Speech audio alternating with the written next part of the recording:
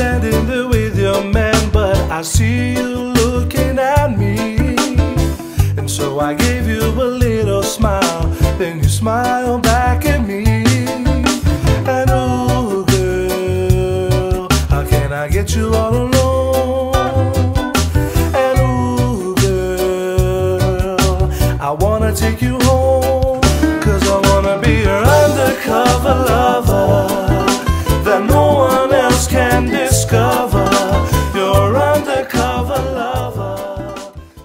Aloha, my name is Madison Ross, and today I'm going to be sharing with you a personal, unique, and incredibly awesome part of myself, my Hawaiian literacy. Ages 9 through 13 for me were spent on the beautiful island of Oahu, home to the state capital, Honolulu. I grew up with the beach, the gentle sway of palm trees, and 70-degree weather all year round. It's absolutely fair to say that I lived in paradise. Now, while I was living in the islands, it was impossible for me not to become influenced by the Hawaiian culture. Living aloha is something that has become engraved in my soul. When I feel stressed out or overwhelmed, I can turn to that Hawaiian part of myself and just remind myself to hang loose. Now, I don't talk this way now, and it's been several years since I have spoke this way casually, but it doesn't mean that Hawaiian Pidgin hasn't influenced who I am today.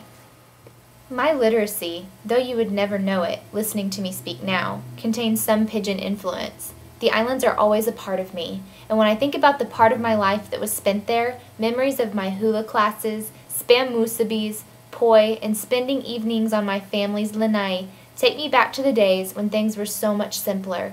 Hawaiian Pidgin exemplifies the easy and laid-back Hawaiian lifestyle. The sound of Pidgin speakers might not seem intelligent or even intelligible at times, but it's actually quite clever, humorous, and smart. It is a Creole that was developed out of necessity and survival.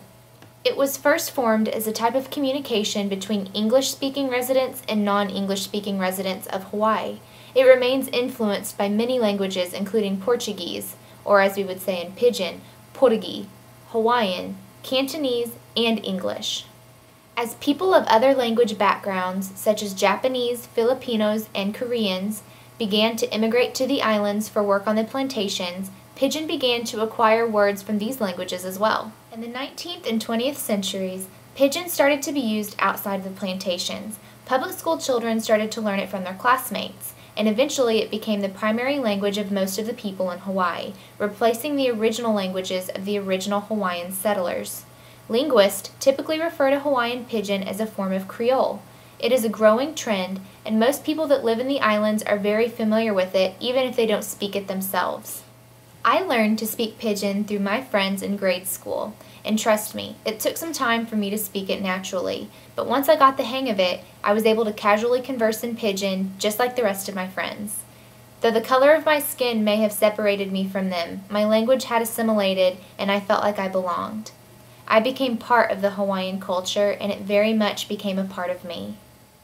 Now that you know a little bit about the history of Pidgin, I'm sure you're wanting to hear it in action. I'm going to take this time to demonstrate Pidgin for you, though I can't promise you how good it's going to be. Like I said, it's been a while.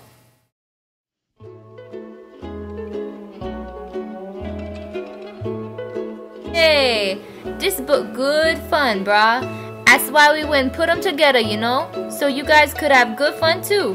But one other thing, we get special feeling about Pidgin, cause Pidgin is special. Local people, they get together for party, wedding, baby luau, whatevers. They gotta talk story, yeah? And how you can talk story without Pidgin? Cannot! Pidgin something from the heart.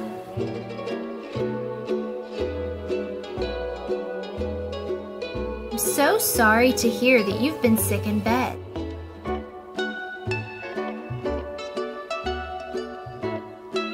Oh, you sick, brah? Oh, that's bummers, man.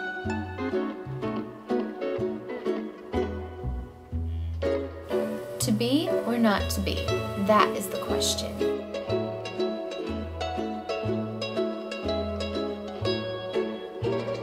I stay or I no stay? That's the question, yeah?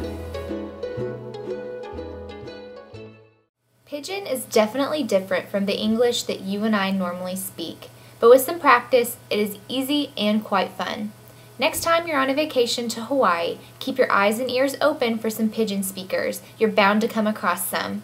I hope that you've enjoyed learning about Hawaiian Pidgin. Until next time, aloha and shaka bra.